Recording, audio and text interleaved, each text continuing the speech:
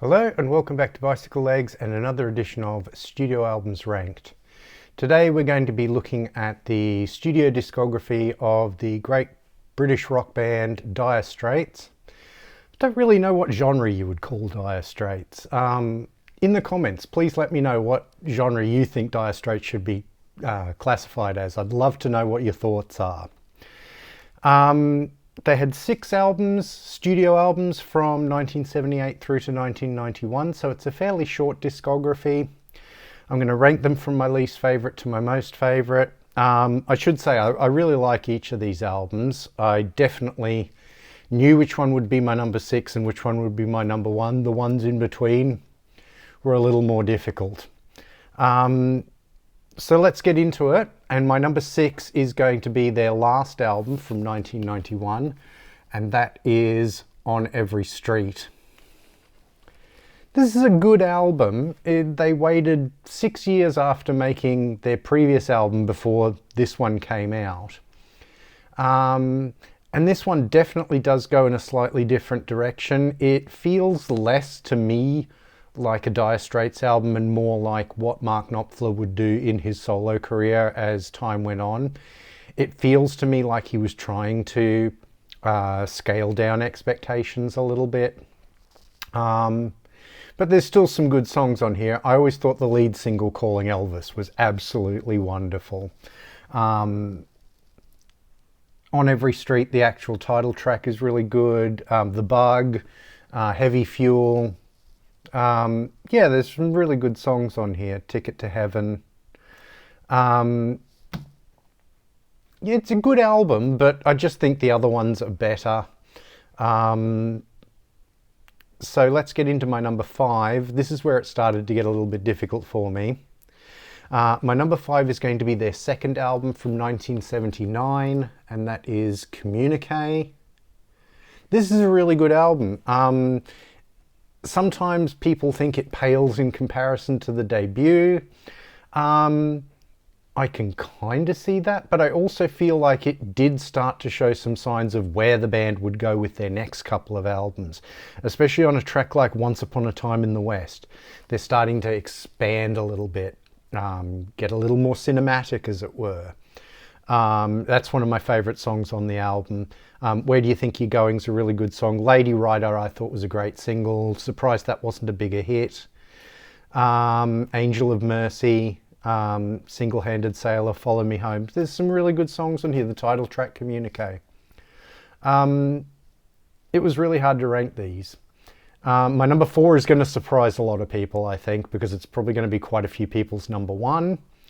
There are just certain albums I like better. It is from 1985, their 5th album, Brothers in Arms. I mean, this was such a massive album when it came out. For a couple of years in 1985, 1986, Dire Straits were the biggest band in the world. And it was because of this album. I don't know if time has been quite as kind to this album. I still think there's a lot of really good songs on here. I don't, however, think that Money for Nothing is one of them. I'm not a huge fan of that song. But So Far Away is good. Walk of Life is fun. Your Latest Trick's really beautiful. And then side 2 is where it's at for me. I love side 2 of this record. You have Right Across the River, The Man's Too Strong, One World, and then the title track, Brothers in Arms. I think, even though all the hits are on side 1, I think side 2 is the better side on this album. Your mileage may vary. Again, please let me know in the comments what you think and why you think I've gotten that horribly wrong. My number 3 is going to be their debut album from 1978, Dire Straits. A really strong debut.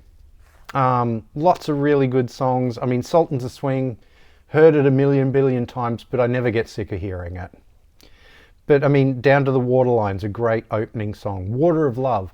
I remember I owned a compilation album with like various tracks from like various different artists, and it had Water of Love on it. And that song always got me. It's one of my favorite songs on the album.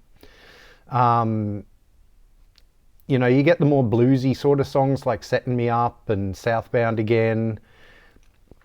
And then on the B-side, you get, again, the more sort of moody songs. It's like In the Gallery, Wild West End and Lions. So that's my number 3. My number 2 is going to be their third album from 1980, and that is Making Movies. Wonderful album. We used to have this long before I owned any Dire Straits on vinyl. We used to have a cassette of this, and I used to listen to it all the time. Really loved it. And like, Making Movies is such an appropriate title for this album, because this is where they really do get very, very cinematic in their music.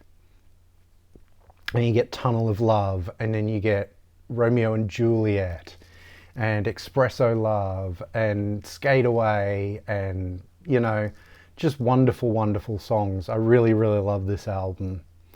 Solid Rock, really good song. Love this album. But my number 1 was always going to be my number 1. It is their 4th album from 1982, and that is Love Over Gold. And that's where they take that cinematic feel and really sort of push it to the limits. You get Telegraph Road, all 15 minutes of it. Some people have called that their prog epic. I don't know how prog it is. I think they just call it that because it's 15 minutes long. It's definitely epic though.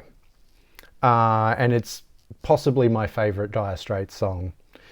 Some of the guitar solos in that are just some of the best things I think Mark Knopfler has ever done. Private Investigations, incredible, wonderful, moody track. And then you get the humor of Industrial Disease. You get the title track, Love Over Gold, which is a really gorgeous song. And then you get the aching, almost despairing It Never Rains to close the album out. There's only 5 songs on this album. They're all pretty lengthy songs, but they work. They all really, really work. Fabulous album. Love it to death. And it will always be my favorite Dire Straits album. So that's my Dire Straits ranking. To go through them again from top to bottom. At number 1, Love Over Gold. At number 2, Making Movies. At number 3, Dire Straits, the debut. At number 4, Brothers in Arms. At number 5, Communique. And at number 6, still a good album, On Every Street. So that's my Dire Straits ranking. Let me know in the comments what your ranking would be, which are your favourites, which are your least favourites. Love to know some of your favourite Dire Straits songs as well. Please like, share and subscribe. It really, really does help the channel out. You have no idea how much it helps.